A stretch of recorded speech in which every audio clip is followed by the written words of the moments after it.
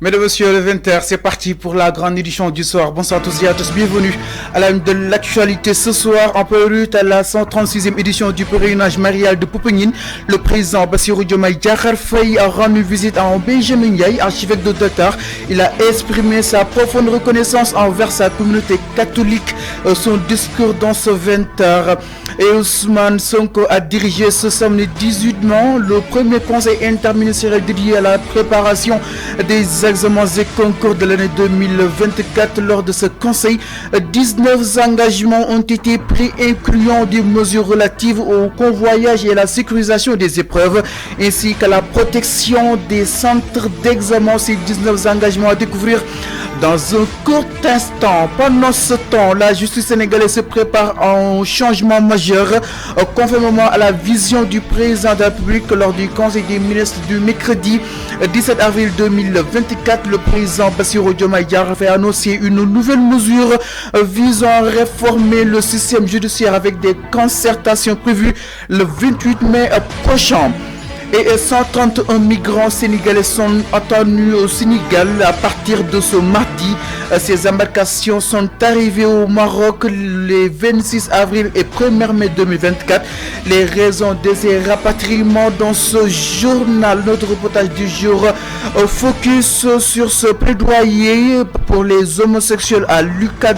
Le discours de Dakar de Jean Mélenchon a suscité une vague d'indignation chez la société sénégalaise qui n'avale toujours pas la plus ce comportement déviant que la loi punit, considéré comme un acte contre nature. Ces livreurs rencontrés par Gassama, notre reporter, montrent leur fermeté. Vous les entraînez en fin de journal. Bienvenue à tous et à tous. Mesdames, Messieurs, bonsoir à tous et à tous. Bienvenue dans cette principale édition du soir. Je vous le disais dans les titres, ce samedi 18 mai, aux alentours de 11h, le président de la République s'est rendu à la cérémonie du pèlerinage marial à Popenguine.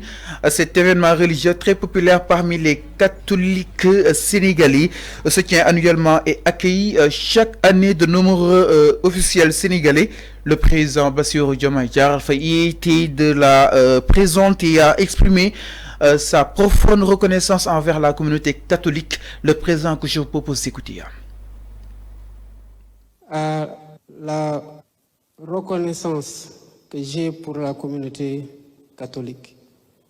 Je viens ici à ma qualité aussi, principalement de président de la République, soucieux des conditions dans lesquelles la forte communauté qui se déplace ici accomplit le rituel annuel du pèlerinage marial de Popenguine. Je viens aussi pour constater et apprendre avec vous tout ce qui doit être fait et tout ce qui reste à faire, et qu'ensemble nous puissions identifier les priorités du moment et surtout les meilleurs délais de finalisation de ce formidable édifice.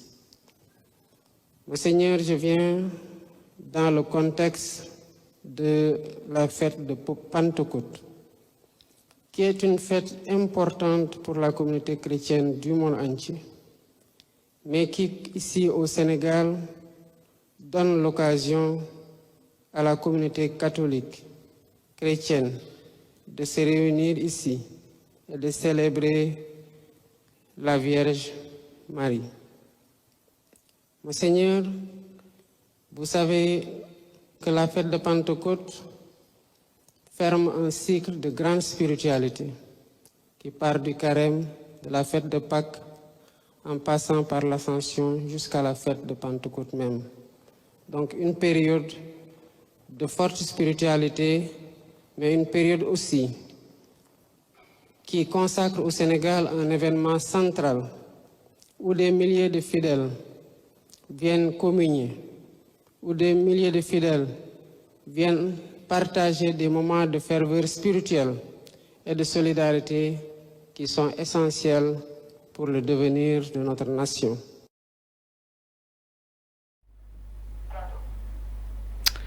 Merci à l'ensemble de nos confrères de la RTS. Et pendant ce temps, le Premier ministre Ousmane Sonko a inauguré les travaux du Conseil interministériel Samia Djamnyadjo.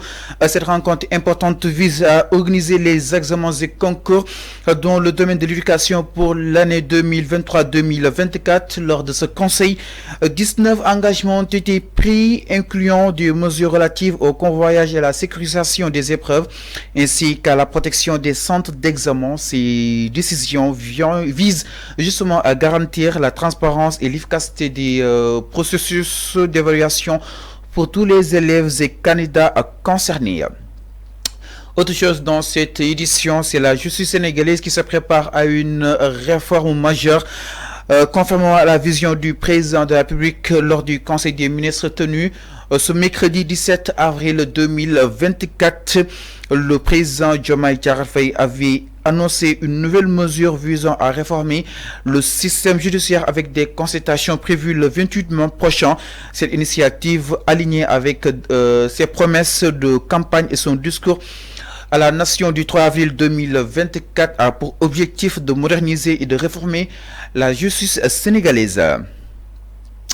Ils sont au nombre de 131 migrants qui sont attendus au Sénégal, séjournant en ce moment dans les centres d'accueil de Bir Ganouz et au Maroc,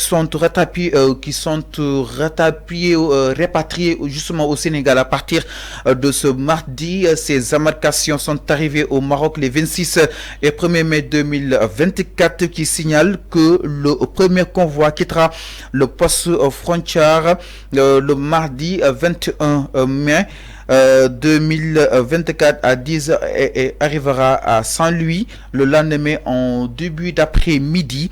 La représentation diplomatique du Sénégal à Dahra a fait savoir qu'aucune pirogue n'est arrivée dans la région de Dahra dans la période du 2 au 18 mai 2024. Mesdames et Messieurs, le ministre de l'Urbanisme, des collectivités territoriales et de l'aménagement des territoires, Moussa Bal Fofana, exprime justement son regret face à la grève persistante des collectivités locales qui n'a pas été accompagnée d'un service minimum. Il appelle les maires à assurer ce service minimum rejeté par les travailleurs des collectivités territoriales.